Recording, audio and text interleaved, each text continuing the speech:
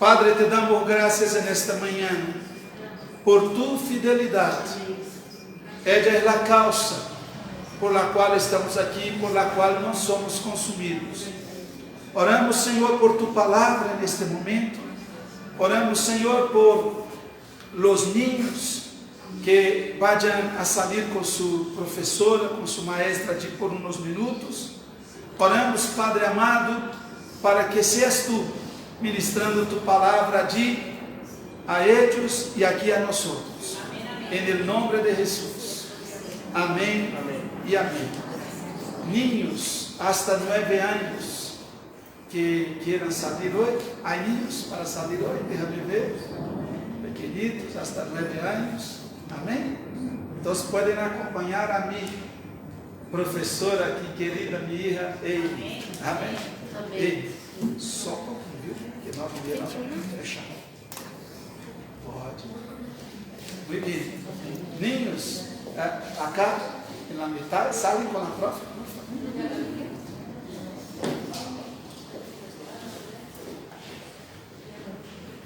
Mi hija preciosa nos ajuda tanto em todo. Nuestros hijos aman servir al Señor. Amén, amén, amén. Gracias a Dios por esto. Hermanos, vamos continuar con el tema que hemos venido tratando con la iglesia. Hace unos días empezamos una serie de predicaciones llamada Unidad, Santidad y Servicio. Creemos que una iglesia local necesita esos 3 elementos para ser una iglesia que cumple el propósito de Dios. Cuando Dios pone una iglesia, un núcleo de una iglesia en un lugar, Dios tiene un plan con esa iglesia allí. No es solo para llenar espacio, no es solo para que la comunidad diga, wow, nuestra iglesia, y con una cruz adelante o una capilla. No, no es nada de esto. La iglesia, en primer lugar, no es un predio. La iglesia tiene un predio. Tenemos predios porque necesitamos mientras estamos en este mundo. Pero la iglesia va mucho más allá de su predio. La iglesia es el cuerpo de Cristo. Y como cuerpo de Cristo debe actuar como Cristo en la comunidad, como representante de Cristo. La iglesia en una comunidad es Cristo en esa comunidad a través de su iglesia. La iglesia verdadera, ¿no? La iglesia verdadera.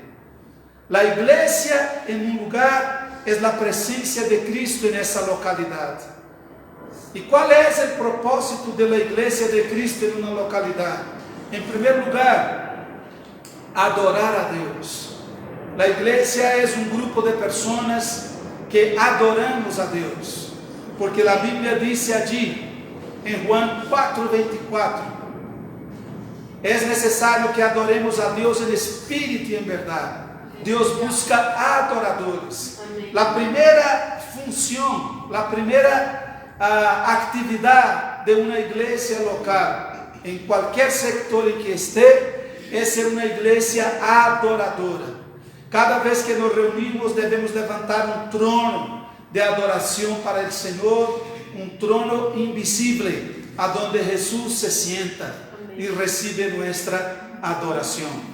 Él se reúne con nosotros para ser adorado. Él está aquí ahora y nosotros nos reunimos para adorar. Y no debemos adorarlo solo acá, debemos llevar esa adoración para nuestras casas, para nuestra vida diaria, tener un corazón adorador. Mi vida debe ser un altar de adoración para el Señor. Amén. En segundo lugar, la iglesia está aquí para edificar la iglesia gloriosa. El Señor Jesús, a través del apóstol Pablo, nos dice en Efesios capítulo 5, versículo 27, que Jesús viene a buscar una iglesia gloriosa. La iglesia que va en el rapto no es cualquier iglesia. No es una iglesia mezclada con el mundo. No es una iglesia constituida de personas que viven de cualquier manera. No es una iglesia separada del mundo. Amén. Allí mismo dice, una iglesia santa, sin arruga, sin mancha. uma igreja gloriosa que refleja a glória de Deus, uma igreja edificada para irse com Cristo, uma igreja que é cada dia mais igreja. Vivimos tempos muito difíceis, hermanos, em que o mundo cada dia é mais mundo. O mundo cada dia é mais mundo. E a igreja deve ser cada dia mais igreja. Como diz no Apocalipse, o imundo se ensucia cada dia mais. E o santo santifique-se cada dia mais. Amém. Jesus vem por uma igreja gloriosa. Você tem que preparar-se para ser parte dessa igreja. Você não pode viver de qualquer maneira. Você tem que endereçar sua vida cada dia mais, tomar decisões, ordenar sua vida, ordenar seu matrimônio, ordenar seu hogar, ordenar a maneira como você vive delante de Deus cada dia mais, para estar preparado para o rapto. E em terceiro lugar, o propósito da igreja é predicar o evangelho a los perdidos. A igreja está aqui para adoração, edificação e testemunho, predicação do evangelho. Não estamos aqui para falar de qualquer outra coisa. Não estamos aqui para ser chistosos. Não estamos aqui para contar chistes desde um púlpito e a gente rindo-se como loucos. Não estamos aqui para fazer atividades sociais. Não estamos aqui para pintar andenes e para ser pessoas civicamente muito exemplares. Pastor, qual é o problema com isso? Nenhum. Podemos fazer essas coisas? Sim, sempre e quando essas coisas não nos hagam perder nosso objetivo, que é predicar o evangelho. Não estamos aqui para fazer o mundo feliz pelo pecado. Não. Porque o mundo, o planeta, o sistema, a humanidade, de la qual somos parte, está enfermo. O mundo está enfermo. O mundo se está muriendo. E qual é a enfermidade que mata o mundo? Pecado. Se chama pecado. Todo o que essas pessoas falam, sociólogos, políticos, esses expertos em resolver problemas internacionais para os pueblos, para as nações, todo o que eles falam de los problemas do mundo são coisas superficiais. Eles nunca tocam na llaga. O único que toca na llaga é o evangelho. O evangelho diz: a llaga do mundo é o pecado. O pecado empobrece a las naciones, dice Provérbios. Pero a palavra de Deus enaltece los pueblos. O pecado empobrece a las naciones, pero la gracia de Deus enaltece los pueblos. Quando a palavra de Deus é predicada, os pecadores têm a oportunidade. Quando a palavra de Deus é predicada, os pecadores têm uma oportunidade real de cambiar suas vidas para sempre. Não é um cambio social, não é um cambio psicológico, não é um cambio emocional, não, é um cambio espiritual. E isto, lo único que lo pode fazer é o evangelho. Então, a missão da igreja é predicar o evangelho. Jesus dijo à igreja: ir por todo o mundo, predicar o evangelho a toda criatura. El que creyere e for bautizado será salvo. El que não creyere será condenado. Então, a palavra de Deus, o evangelho, é a resposta. Pero para a igreja cumprir esse propósito, a igreja tem que ser uma igreja de unidade, de santidade e de serviço. E dentro deste tema de unidade, santidade e serviço, começamos a falar um tópico muito importante, que é tratando o pecado na igreja local. Deus nos manda como igreja tratar nossos pecados dentro da igreja.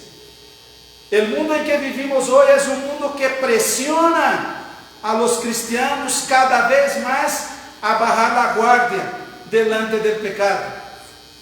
As pessoas vivem dizendo: não, Deus quer solo mi coração. Puedo ir como soy. Eu puedo estar na igreja como estou. Nadie me pode juzgar. Nadie está aqui para juzgar al outro.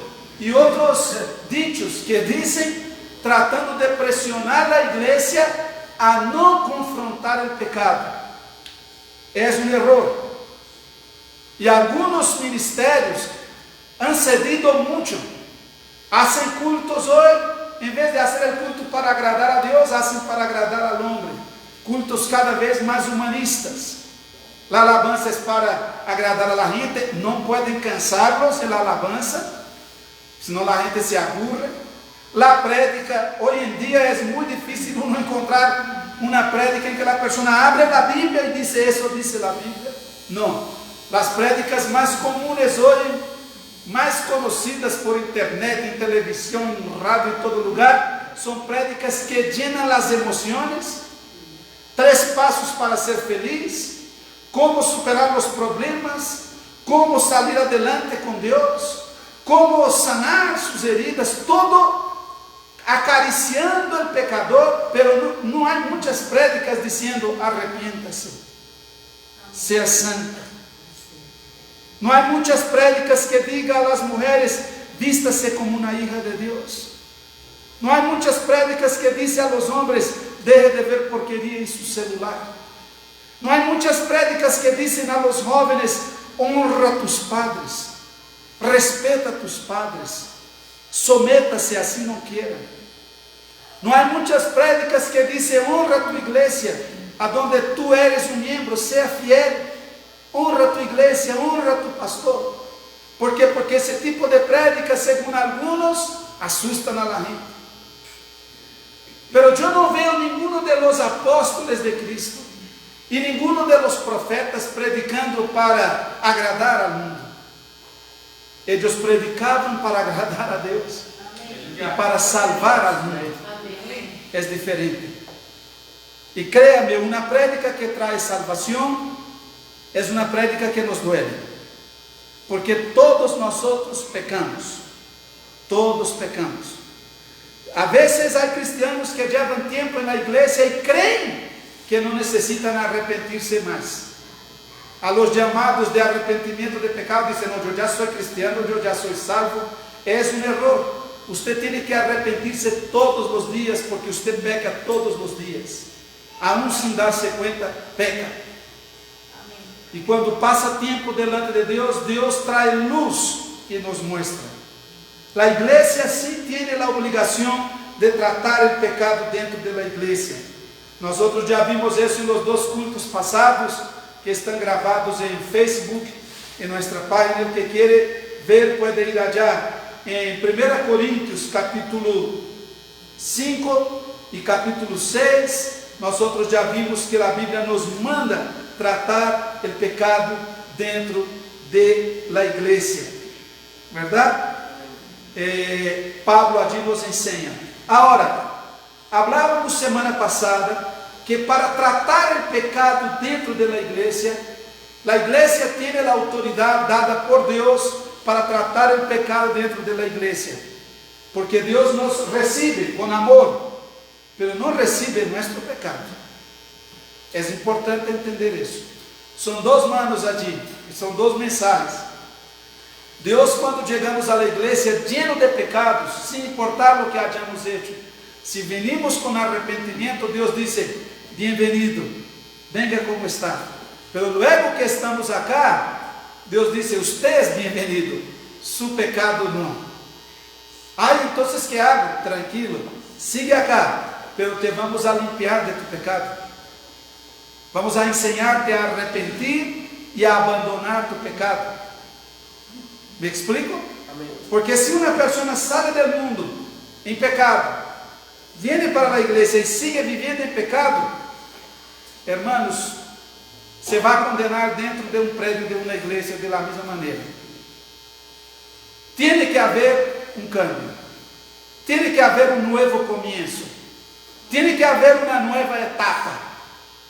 Tiene que haber un separador de aguas. Tiene que haber una conversión sincera. Y a partir de esta conversión empieza una transformación. Que es un proceso, sí. No es de la noche a la mañana, es un proceso. Pero ese proceso tiene que avanzar. No puede estancarse en el proceso. Tiene que avanzar. Entonces hablábamos que tratar el pecado en la iglesia, Dios nos está tratando constantemente en la iglesia de nuestros pecados, está constantemente limpiándonos, exhortándonos, transformándonos cuando somos parte verdaderamente de la iglesia. Eso es un trabajo que exige el esfuerzo de todos nosotros, es un trabajo en equipo, es necesario Dios, los pastores y la congregación. La congregación. ¿Cómo Dios trata el pecado dentro de su iglesia? La Biblia dice que Dios nos declara santos en Cristo Jesús. Llegamos llenos de pecados, pero Dios nos mira con ojos de amor y dice: te perdono, te declaro santo. Aceptas a Cristo como su Señor y Salvador, Dios te declara santo por la fe. Dios ya te ve a partir del momento que usted se arrepiente y se convierte a Cristo. Dios ya te ve santo. Dios se olvida. Dios es la única persona del universo que tiene el poder de ordenarse a sí mismo, olvidar nuestro pecado y no acordarse más. Isaías 43, 25, Él dice: venga, entremos en juicio, hagamos cuenta, porque yo me olvidaré de tus pecados y no me acordaré jamás. Essa misma promessa está no Novo Testamento, em Hebreus 10, 17. Vamos a ler Hebreus 10, 17 para decirlo exactamente como está. Dice assim: e añade: e nunca mais me acordaré de sus pecados y transgresiones. 18. Porque donde hay remisión de esto, no hay más ofrenda por el pecado. La persona viene a la iglesia llena de pecado, se arrepiente, acepta a Jesucristo, Dios lo perdona, Dios olvida de todo. Porque los seres humanos perdonamos, pero nos cuesta olvidar. No es fácil olvidar. Y creo que hay algunas cosas que nunca olvidamos en este mundo. Pero Dios tiene el poder de Él mismo decir: me olvido, y se olvida de su pecado. Y nunca más habla de su pecado contigo.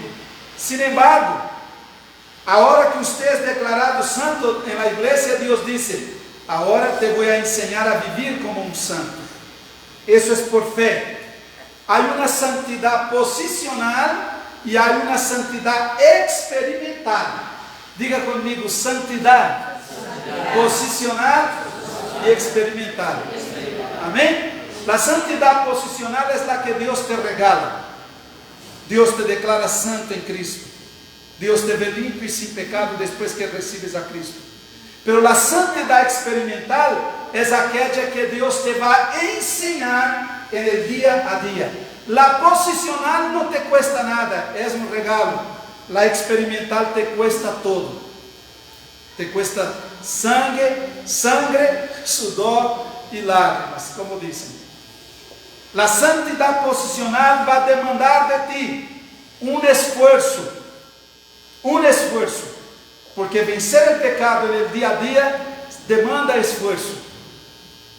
Por eso el apóstol Pablo dijo a Timoteo en 2 Timoteo 2:1: hijo mío, esfuérzate en la gracia que es en Cristo Jesús. Un cristianismo que no demanda esfuerzo de ti no es un cristianismo verdadero. El cristianismo demanda esfuerzo, demanda disciplina, demanda sacrificio. Una vida cristiana sin sacrificio, sin esfuerzo, sin entrega diaria, no es una vida cristiana real. Essas pessoas que vivem de solo emociones, y creen que son cristianos, pero nunca se sacrifican nada, realmente da pesar con ellos. Da pesar.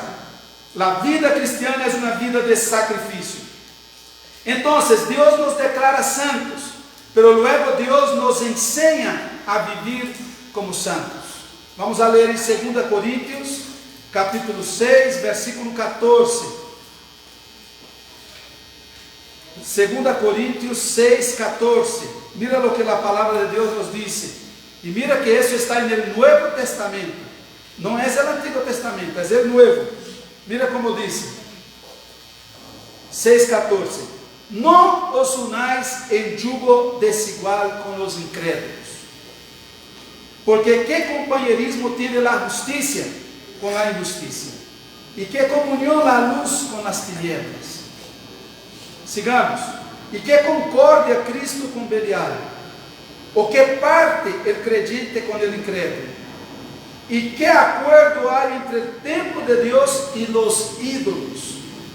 Porque vosotros sois el templo del Dios viviente, como Dios dijo, habitaré y andaré entre vosotros, entre ellos, seré su Dios y ellos serán mi pueblo. Por lo cual, salid de medio de ellos. El cristiano tiene que salir de en medio de los inconversos. Y apartaos, dice el Señor, y no toquéis lo inmundo, y yo os recibiré, y seré para vosotros por Padre, y vosotros me seréis hijos e hijas, dice el Señor Todopoderoso, 7:1.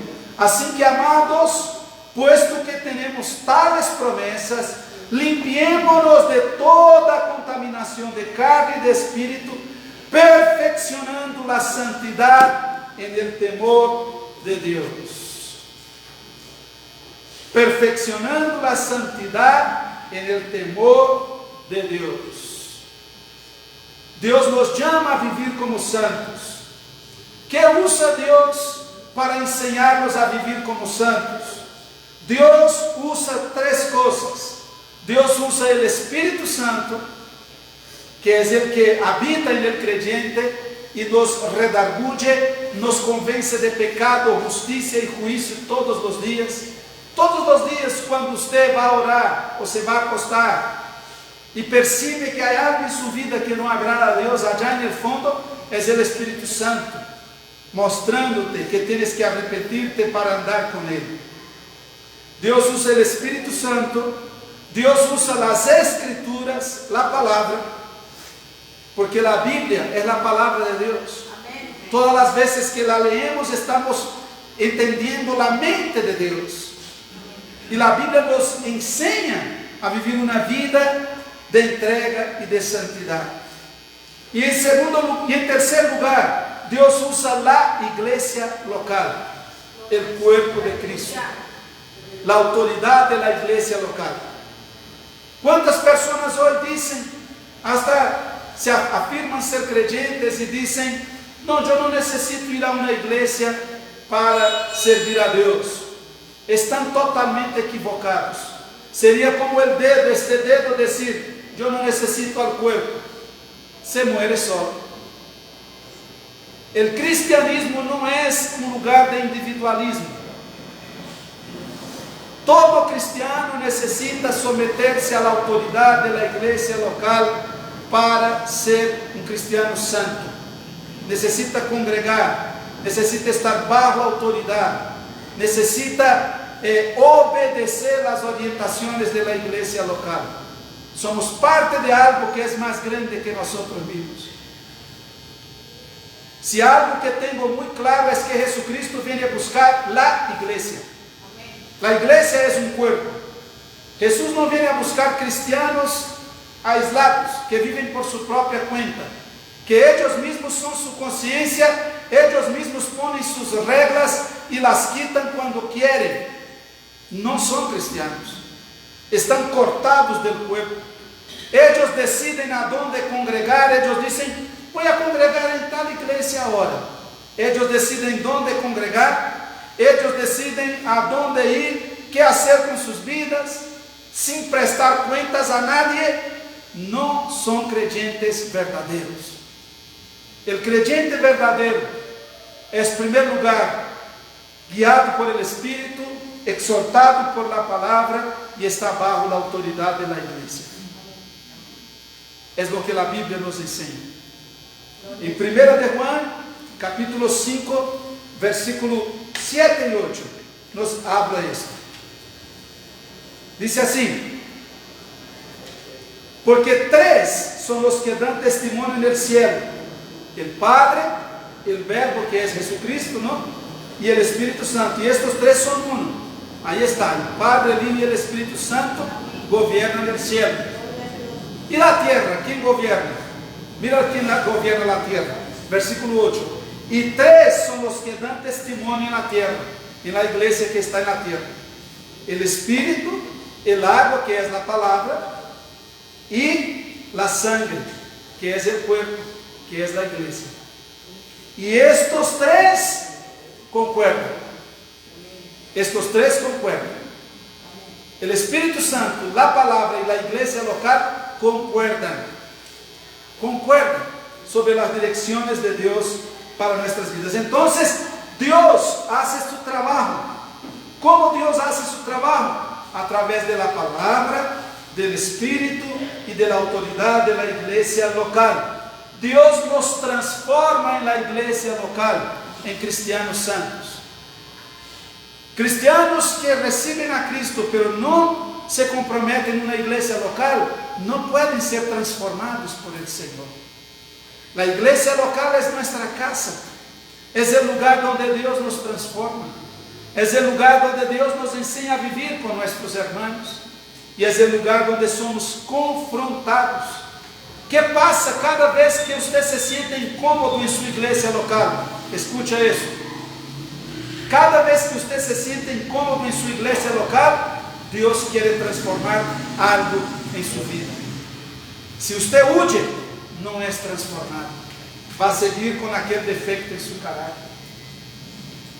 Porque en la iglesia local tenemos momentos de alegrías. Es como una familia, nuestra familia espiritual. Y a ejemplo de cualquier familia biológica, en una familia usted tiene momentos de alegría, de gozo. En una iglesia local también son muchos momentos de alabanza, como tuvimos hoy, de comunión, de visitarnos, de abrazarnos, de darnos regalos y todo. Pero habrá momentos también en una familia en que los miembros de la familia se chocan. Y ahí entra ¿qué? La autoridad del Padre. El Padre va a decir: tú tienes que mejorar en esto, tú tienes que mejorar en esto. Y así funciona en una iglesia local también. Cuando hay momentos de alegría, qué bendición. Pero cuando hay momentos de inconformidad, es porque Dios quiere transformar. Transformar. Y está en segundo lugar, dijimos que es un trabajo en equipo. En segundo lugar está el trabajo de los pastores. Primero el trabajo de Dios y luego el trabajo de los pastores. En Provérbios capítulo 16, versículo 6, la parte A del versículo nos dice así: ¿cuál es el trabajo de los pastores? Provérbios 16, 6 nos dice la palabra de Dios: con misericordia y verdad se corrige el pecado, y con el temor de Jehová los hombres se apartan del mal. Este proverbio habla de tres cosas muy importantes: misericordia, verdad y temor. Mira, la parte A habla para los pastores, con misericordia. Misericordia es esa compasión en el corazón por el pecador. Recordar que también somos pecadores cuando vamos a corregir el pecado. Misericordia. Pero si vamos solo por el lado de misericordia, se vuelve una compinchería también tremenda. Ay, no, tranquilo, tranquilo. Ay, no, tranquilo, tranquilo. No, hay que tener misericordia, pero hay que tener verdad. Hermano, yo sé que no es fácil, yo sé que es duro lo que usted está pasando, pero la palabra dice esto. La verdad no la puede cambiar. La palabra dice esto. Eso es verdad. Cuando vamos con misericordia y verdad, hay un equilibrio. La verdad no nos deja perdernos con la misericordia.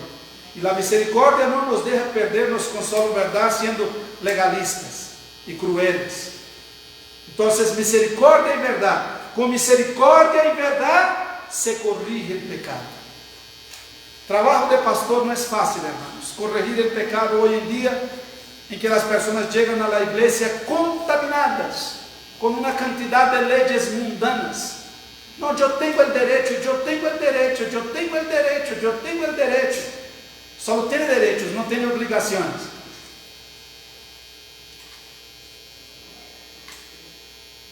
Escucha lo que te voy a decir. Una vez usted entregó su vida a Jesucristo, usted también entregó a Él todos sus derechos.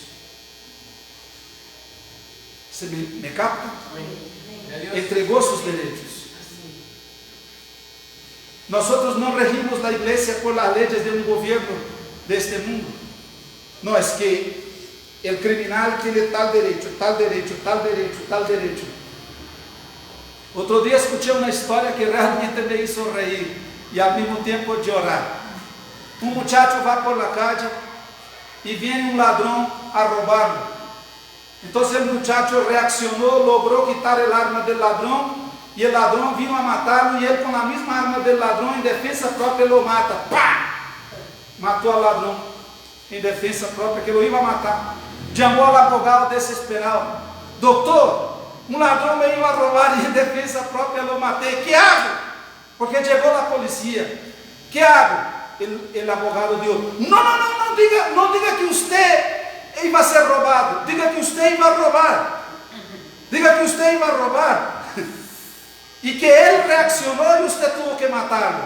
Y ahí las leyes lo van a defender. Suena tan triste, pero es la verdad. ¿Cómo es posible que en un mundo de hoy una persona atraca, roba, mata con la crueldad y frialdad más grande del mundo, abusa sexualmente, viola niños, mujeres, asesinos en serie, y cuando van para la cárcel los cogen, tienen abogado, tienen derechos? Allá el gobierno es obligado a darles casa, servicio, comida, ropa, salud, trata los dientes de ellos. Hay presos que demandan al Estado porque tienen carie y el gobierno no les trata los dientes.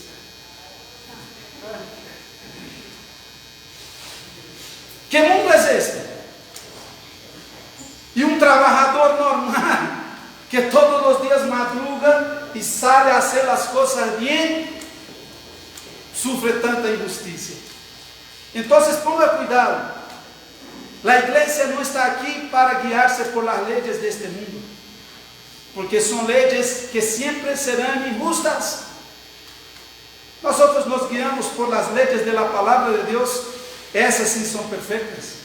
Amén, amén, Señor. Y si las obedecemos, tranquilo, vamos a ser los mejores ciudadanos que hay. Porque esa misma palabra me enseña a respetar a Dios, a respetar a mi esposa, a respetar y cuidar cada uno de mis hijos,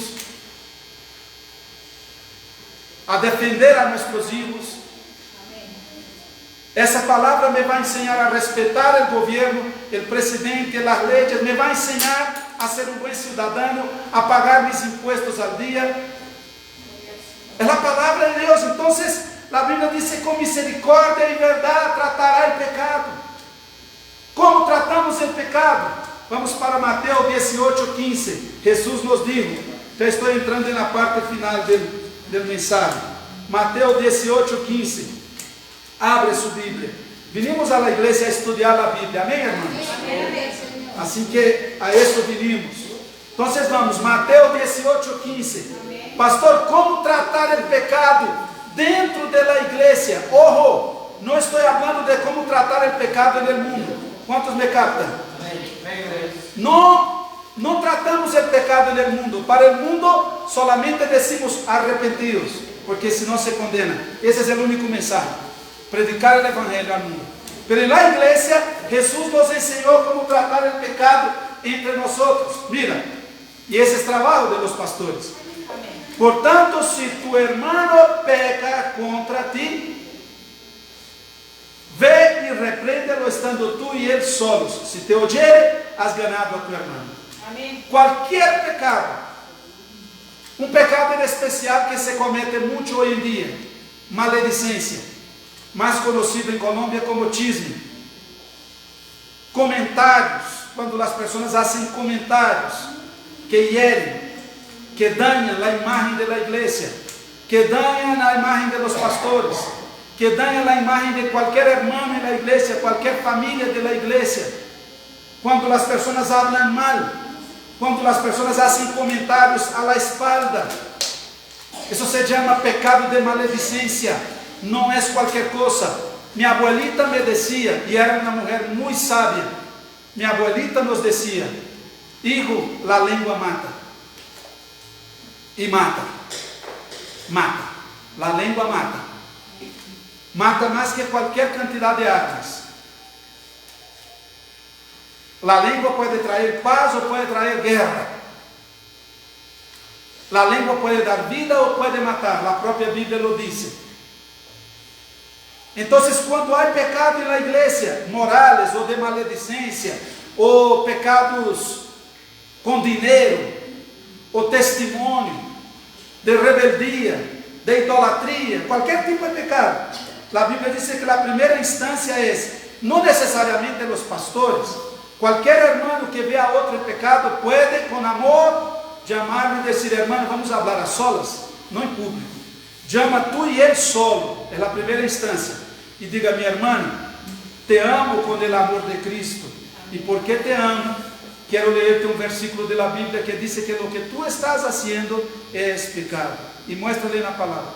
La Biblia dice que si él acepta ese consejo, se arrepiente y se compromete a cambiar, quedó allí, punto final. Usted no tiene que decir eso a nadie más. Se ora, se olvida y sigue adelante. Amén.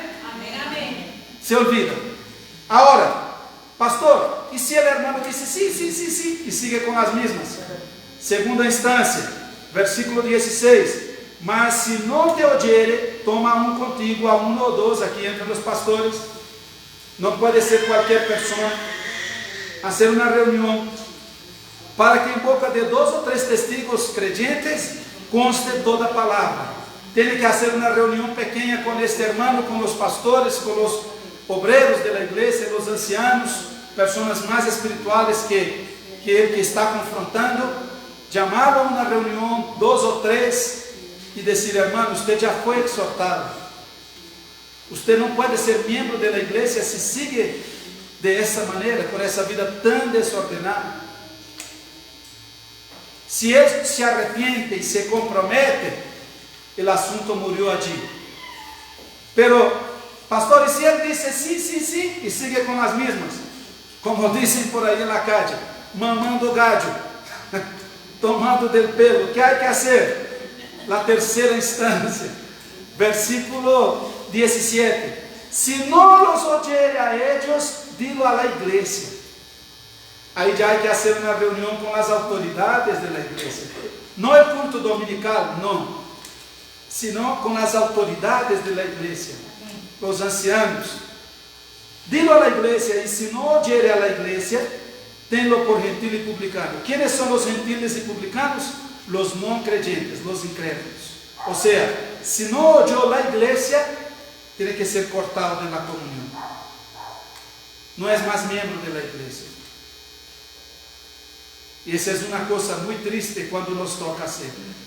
Es una de las cosas más duras del ministerio, pero hay que hacer, porque tenemos que tratar el pecado en la iglesia local.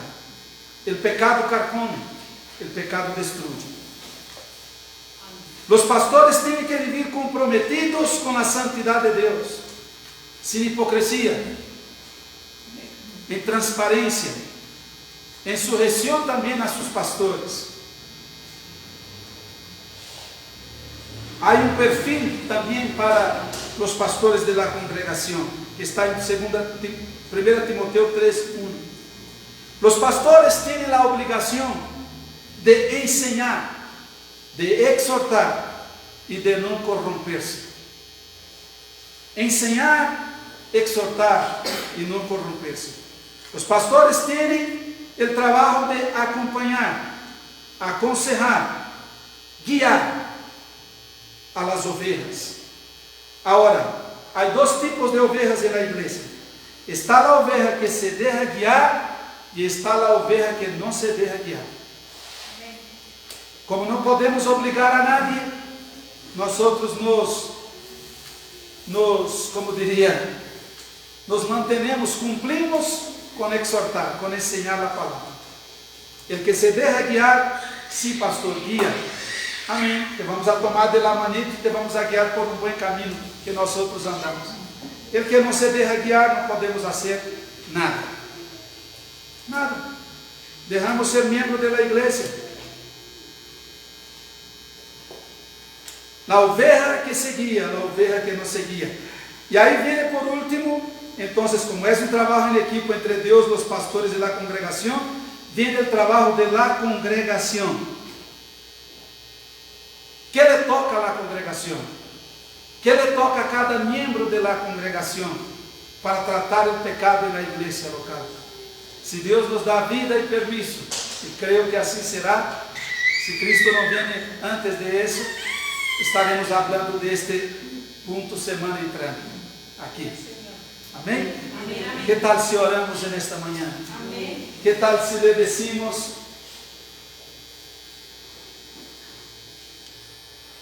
al Senhor que queremos ser uma igreja santa, que queremos ser uma igreja que se deja tratar por la palavra de Deus, que se deja guiar, que se deja formar. Amém? Que tal se oramos nesta manhã? Quantos querem orar? Levantemos nossas vozes, oremos ao Senhor. Señor nuestro Dios Todopoderoso, Criador de los cielos y de la tierra, aquí hay una congregación, Señor, que escucha a palabra viva, que escucha a palabra revelada. Queremos, Señor, ser essa igreja com essa autoridade dada por Ti, Senhor Deus Todo-Poderoso. Queremos, Deus, ser uma igreja que confronta o pecado que está dentro da própria igreja. Queremos, Senhor, ser esses pastores, irmãos misericordiosos, Senhor, que trata com o amor que vem de Padre. Queremos ser uma igreja que estamos cada dia mais preparados para viver em santidade. Queremos, Senhor, estarmos unidos como irmãos em Cristo, dirigidos por Tu santa palavra, Senhor. Queremos, Deus, em nome de Jesus, ser essa igreja limpia, Senhor. Essa igreja, Senhor, que busca Tu rosto, porque queremos estar preparados para o rapto, Senhor. Tu palavra disse que Tu és el Deus que olvida de nossos pecados. Te agradecemos, Senhor, pero queremos colocar de nossa parte, queremos ser transformados, queremos ser limpiados, queremos ser guiados por Tu Espírito Santo e por la presença de nosso pastor, que Tu colocaste aqui como autoridade. Por isso, Senhor, ajuda-nos a melhorar como hijos de Deus, como hermanos em Cristo, como la unidade em cuerpo, Senhor. Ó Deus, em nome de Jesus, queremos melhorar a cada dia. Queremos, Senhor, poder confrontar o pecado. Não queremos, Senhor, estar acariciando nossos pecados ou o pecado de nossos irmãos. Queremos confrontar-nos, Senhor, com amor, com a misericórdia que vem de Ti. E queremos confrontá-los através do Espírito Santo, com Tu palavra, com os exemplos que Tu nos deixas, Senhor. Ó Padre, em nome de Jesus, queremos que a congregação do Senhor esteja unida, esteja em santidade, para que quando Tu regressas, possamos subir contigo, Senhor. Ajuda-nos, ó Deus, a ver essa autoridade, nosso pastor, a receber essa palavra rema que queime nosso coração e aprender mais de Ti, Senhor, para ser instrumentos usados em Tus mãos. Graças Te damos por essa palavra, que essa palavra, Senhor, esteja gravada em cada coração nessa manhã, e que podamos, Senhor, ser uma igreja que al mundo evangeliza, pero que dentro da igreja podamos tratar os pecados e estar juntos, todos em unidade e em santidade, para agradar seu coração. nombre de Jesús de Nazaret. Amén, Señor. Amén. Aí onde você está, levanta suas mãos ao cielo. Diga, Senhor Jesus. Senhor Jesús. Eu abro minha mente, meu coração para tu palavra. Não quero ser, Senhor, odiante, olvidadiço. Quero ser hacedor da palavra. Senhor, hoje eu renuncio todo pecado de independência, de rebeldia, de imoralidade, de idolatria. E declaro, Senhor, que Tu me das a graça para ser um membro fiel de Tu igreja, hasta que Tu regresses, ou hasta que Tu me llames a Tu presença. Aleluia, glória a Deus. Quantos podem aplaudir ao Senhor nessa manhã tão preciosa? Aleluia, aleluia. Padre, eu oro nesta manhã, como Tu siervo neste lugar, por esta congregação. Eu declaro que Tu estás fazendo de nós uma igreja local, em unidade, santidade e serviço. Senhor, nós unimos como igreja hoje para ser santos e para resistir o diabo. Sabemos, Senhor, que estamos incomodando ao inferno. Por isso, Senhor, o inimigo ha tratado de levantar-se de tantas maneiras. Pero declaramos que Satanás se levanta para cair. Ele nem sequer chega a levantar para cair, porque ele vive caído. Declaramos, Senhor amado, que todos os planos, todas as palavras, todos os projetos do diabo contra qualquer pessoa desta igreja hoje é quebrantado, é destruído em nome de Jesus de Nazaré. E que Tu, Senhor, completarás a obra que empezaste em nós hasta o dia de Jesucristo. Em nome de Jesus. Amém e amém. Quantos podem dar glória a Deus? Aleluia. Tomem assento 5 minutitos mais, irmãos, por favor. Como les explicava, hoje teremos uma apresentação de niños bonita. Eu quero chamar aqui adelante os irmãos que estão vindo aqui já há casi 2 meses, creio, não? Amém. Mês e meio, verdade? Amém. O irmão Jairo, há 1 mês e meio nos buscou. O irmão Davi lo invitou e ele vindo com sua família. Começaram a vir, como sempre hacemos com a gente nova que chega cá, se é crente ou não. Nos chamamos para falar a solas com eles, hablamos, pusimos algumas direções que tomar, não? Para entrar em um processo com Deus bonito aqui na congregação. E eles nos expressaram o desejo de apresentar a mim ao Senhor. E, bueno, tuvimos as classes 3 sábados seguidos para membresia e apresentação de niños. Eles cumpriram com isso e estão aqui hoje. Queremos invitar esses irmãos queridos a que passem acá, por favor, com a bebê que vai ser apresentada. Amém. A irmã Érica também nos comentava, que é a companheira do irmão Jairo, nos comentava que também Gustavo, seu filho, não ha sido apresentado quando nasceu, porque ela não era crente nessa época, e dijimos que também pode ser apresentado el día de hoy. Glória a Deus. Amém? Glória a Deus. Dila já, verdade? Você deve dizer que dila já. Então, vamos, irmãos, proceder com a apresentação de los niños, como manda a palavra. Los cristianos não bautizamos niños, porque a palavra de Deus não nos autoriza a bautizar niños. Quando leemos a Bíblia, vemos que o bautismo é para adultos. O bautismo, alguns me perguntam, pastor, o bautismo não é para remissão de pecados e os niños não são pecadores? Sim, o bautismo é para remissão de pecados e os niños são pecadores. Porque a Bíblia diz em Romanos 3:23, todos pecaram, incluindo os niños. Nadie tem que ensinar um niño a ser berrinche, nem a manipular a los papás. Já nascem com o pecado. Aí, Salmo 51:5, também o rei Davi dijo que em pecado foi formado desde o vientre. Entonces los niños son pecadores y sí necesitan el bautismo, pero no como niños. Ellos aún no tienen conciencia del pecado y aún dependen de sus padres para todo. Mientras están bajo esa cobertura total de sus padres, ellos aún no entiendan el Evangelio, están bajo la fe de sus padres.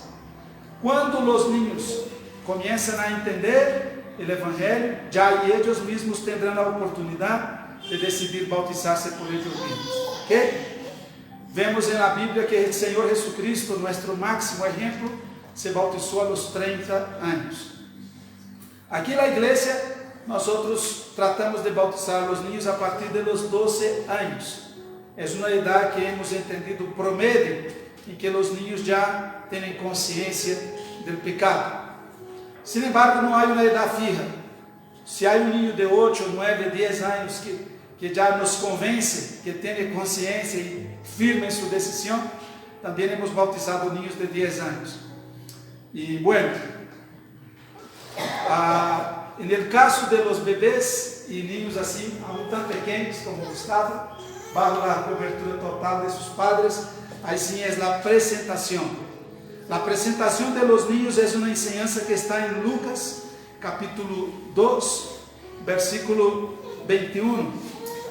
La Biblia dice: cumplidos los 8 días para circuncidar al niño, le pusieron por nombre Jesús, el cual le había sido puesto por el ángel antes que fuese concebido. 22. Y cuando se cumplieron los días de la purificación de ellos, conforme a la ley de Moisés, le trajeron a Jerusalén para presentarle al Señor, como está escrito en la ley del Señor: todo varón que abriere la matriz será llamado santo al Señor, y para ofrecer, conforme a lo que se dice en la ley del Señor, un par de tórtolas o 2 palominos. Primero, hay que cumplir, la Biblia dice ahí, cumplidos los 8 días. Segundo, ahí dice que después de presentarlo le dan un nombre. El nombre es un destino. Después que un niño es presentado al Señor, él recibe un sello de Dios que va a marcar su destino en este mundo. Número 3, dice que él recibió eso antes que fuese concebido.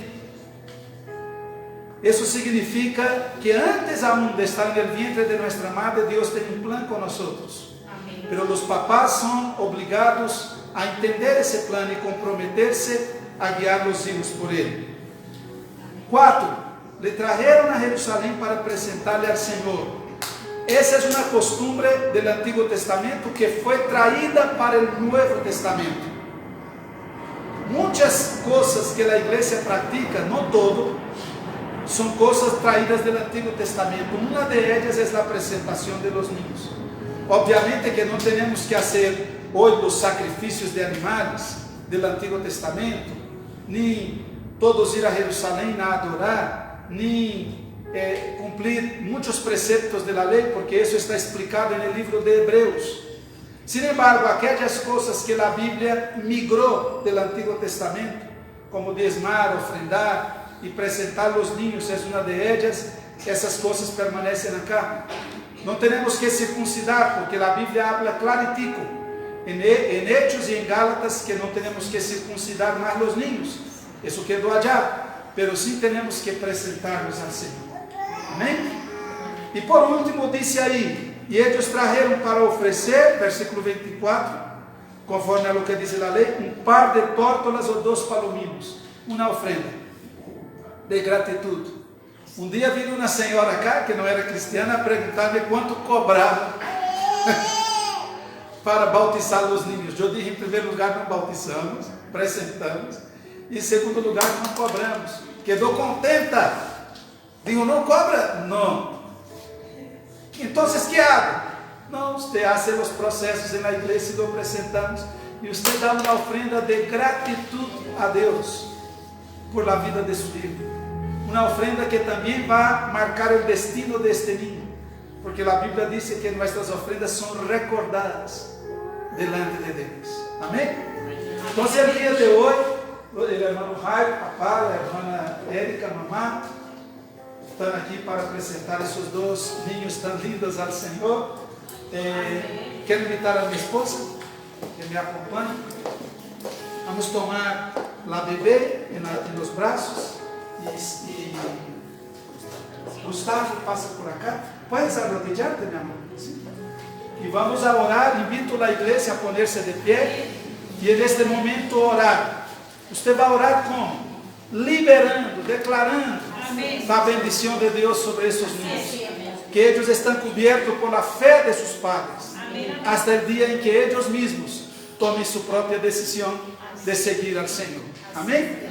Extiendan sus manos y especialmente los papás extienden sus manitos y declaren bendición. Yo voy a guiar una oración y todos oramos.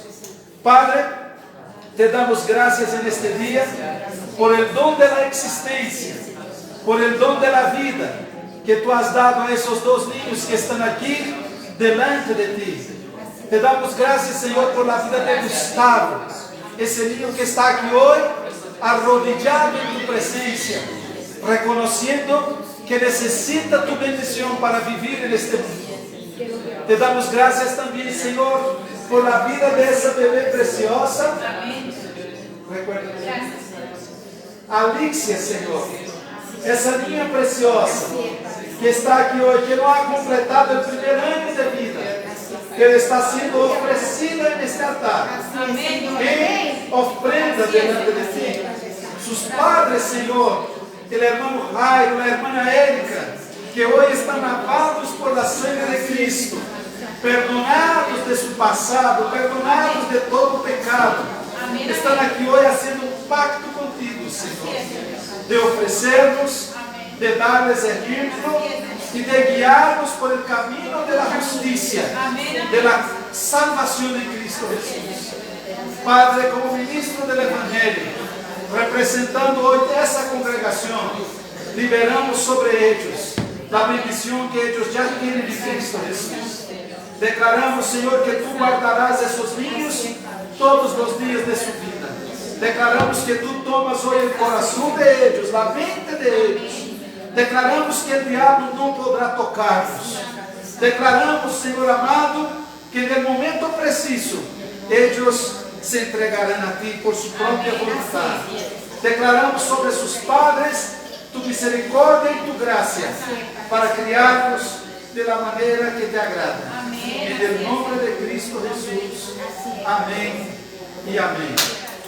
Gloria a Dios.